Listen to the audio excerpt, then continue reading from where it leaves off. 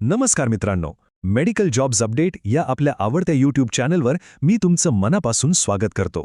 आजच्या या अत्यंत महत्त्वाच्या व्हिडिओमध्ये आपण एका अशा सुवर्णसंधीचा अभ्यास करणार आहोत जी नांदेड शहरातील वैद्यकीय व्यावसायिकांसाठी करिअरचे नवीन दरवाजे उघडणार आहे. ही केवळ एक नोकरी नाही, तर आपल्या समाजाची आणि रुग्णांची सेवा करण्याची एक अतिशय अभिमानास्पद संधी आहे. चला तर मग वेळ न घालवता आजच्या या व्हिडिओला सुरुवात करूया आणि या भरतीची प्रत्येक माहिती अगदी बारकाईने समजून घेऊया. तर आजच्या या व्हिडिओत आपण नेमकं काय पाहणार आहोत? आपण नांदेड आरोग्य अभियानातील संधी, वैद्यकीय अधिकारी, नर्सिंग आणि फार्मसी पदांची माहिती घेणार आहोत.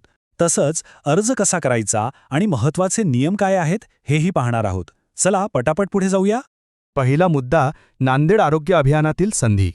पहा, राष्ट्रीय नागरी आरोग्य अभियानाअंतर्गत म्हणजेच NUHM अंतर्गत नांदेड वाघाला शहर महानगरपालिकेने ही मोठी भरती प्रक्रिया सुरू केली आहे. आता तुम्हाला साहजिकच प्रश्न पडला असेल की ही नोकरी कायमस्वरूपी आहे की कंत्राटी? तर मित्रांनो, सुरुवातीला ही पदे 6 महिन्यांच्या कंत्राटी तत्वावर आहेत. पण काळजी करू नका, तुमचं काम उत्कृष्ट असेल आणि शासनाची गरज असेल तर भविष्यात हा करार नक्कीच वाढवला जाण्याची दाट शक्यता असते. दुसरा आणि अतिशय महत्त्वाचा भाग, वैद्यकीय अधिकारी पदे. डॉक्टरांसाठी इथे उत्तम संधी आहे. पूर्णवेळ वैद्यकीय अधिकारी म्हणजे MBBS साठी 2 जागा आहेत आणि पगार तब्बल 60,000 रुपये. यासाठी कमाल वयोमर्यादा 70 वर्षे आहे. याशिवाय अर्धवेळ वैद्यकीय अधिकाऱ्यासाठी 4 जागा असून 30,000 रुपये मानधन आहे. आणि हो, मेडिकल सुपरिटेंडेंट म्हणजे वैद्यकीय अधीक्षक या वरिष्ठ पदासाठी 1 जागा असून त्यासाठी चक्क 70,000 रुपये पगार मिळणार आहे. आता जे स्पेशलिस्ट आहेत त्यांच्यासाठी इथे भारी संधी आहे बरं का. फिजिशियन आणि भूलतज्ञ म्हणजेच ॲनेस्थेटिस्ट या दोन्हीही अतिशय महत्त्वाच्या पदांसाठी प्रत्येकी 1 जागा आहे आणि या विशेष पदांसाठी 70,000 रुपये इतकं आकर्षक मानधन दिलं जाणार आहे. खरंच ही एक उत्तम संधी आहे. तिसरा मुद्दा, आपल्या आरोग्य व्यवस्थेचा कणा, नर्सिंग आणि फार्मसी पदे. रुग्णालयाचा खरा आधारस्तंभ कोण? तर आपले नर्सेस आणि फार्मासिस्ट. स्टाफ नर्ससाठी इथे 5 पदे आहेत आणि 20,000 रुपये मानधन आहे. पण इथे एक अतिशय महत्त्वाची गोष्ट लक्षात घ्या बरं का. उमेदवाराकडे महाराष्ट्र नर्सिंग काउन्सिलची म्हणजेच MNCची नोंदणी असणं 100% अनिवार्य आहे.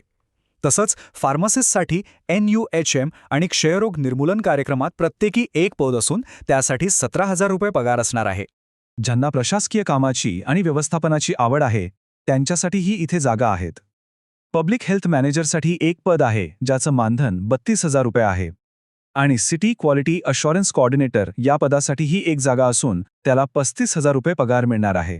चौथा टप्पा, अर्ज आणि मुलाखत प्रक्रिया. मित्रांनो, आता इथे नीट लक्ष द्या, कारण इथे 2 पूर्णपणे वेगळे मार्ग आहेत. MBBS आणि वैद्यकीय अधिकारी पदांसाठी डायरेक्ट वॉक इन इंटरव्ह्यू म्हणजेच थेट मुलाखत होणार आहे. पण नर्सिंग, फार्मसी आणि प्रशासकीय पदांसाठी कोणतीही मुलाखत होणार नाही. होय, त्यांची निवड ही पूर्णपणे मेरिटवर म्हणजेच गुणवत्ता यादीनुसार केली जाणार आहे. आता तारखांच्या बाबतीत कोणतीही चूक करून चालणार नाही. 16 एप्रिलला अर्ज भरायला सुरुवात झाली आहे आणि लक्षात घ्या, अंतिम मुदत 30 एप्रिल संध्याकाळी 5 वाजेपर्यंतच आहे.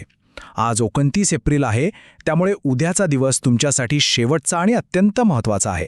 वैद्यकीय अधिकाऱ्यांच्या थेट मुलाखतीसुद्धा उद्याच म्हणजेच 30 एप्रिलला सकाळी 10:30 ते 5 या वेळेत होणार आहेत. थेट मुलाखतीसाठी जाणाऱ्या डॉक्टरांनी हा पत्ता लगेच नोट करून घ्या. रूम नंबर 301, 3रा मजला, मुख्य कार्यालय, माननीय आयुक्त कक्ष, नांदेड वाघाला शहर महानगरपालिका, नांदेड. वेळेवर पोचायला अजिबात विसरू नका. आणि ज्यांना मेरिट बेस्ड पदांसाठी म्हणजेच गुणवत्ता आधारित पदांसाठी अर्ज करायचा आहे त्यांनी आपले ऑफलाईन अर्ज कुठे जमा करायचे? तर प्रशिक्षण हॉल, मनपा दवाखाना, लॉयन्स क्लब डोळ्याच्या दवाखान्यामागे, जंगमवाडी, नांदेड. पिनकोड 413602. हा पत्ता सेव्ह करून ठेवा म्हणजे ऐनवेळी तुमची धावपळ होणार नाही.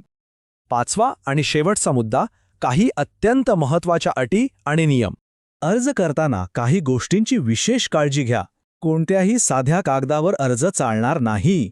तुम्हाला nwcmc.gov.in या अधिकृत सरकारी वेबसाईटवरूनच अर्जाचा नमुना डाउनलोड करावा लागेल. त्यात तुमचं पद, कॅटेगरी, शिक्षण हे सगळं अगदी अचूक भरा आणि आवश्यक ती सर्व कागदपत्रे आणि अनुभवाचे पुरावे नक्की जोडा. यात एक अतिशय महत्त्वाची अट आहे, ती म्हणजे लहान कुटुंबाचे प्रमाणपत्र. आता तुम्ही विचाराल हे काय आहे? तर महाराष्ट्र शासनाच्या नियमानुसार उमेदवाराला 2 पेक्षा जास्त मुले नसावीत हा नियम आता कंत्राटी भरतीसाठीही लागू झालाय. विशेष म्हणजे जर तुमचं लग्न झालेलं नसेल तरीही तुम्हाला भविष्यात 2 पेक्षा जास्त मुले असणार नाहीत असं लेखी स्वरूपात द्यावंच लागेल. हे अत्यंत महत्त्वाचं आहे. आणि हो, जेव्हा तुमची या पदासाठी फायनल निवड होईल तेव्हा सर्व अटी आणि शर्ती मान्य असल्याचा एक करारनामा तुम्हाला 100 रुपयांच्या बॉन्ड पेपरवर लिहून द्यावा लागेल. ही एक साधीशी पण महत्त्वाची कायदेशीर प्रक्रिया आहे.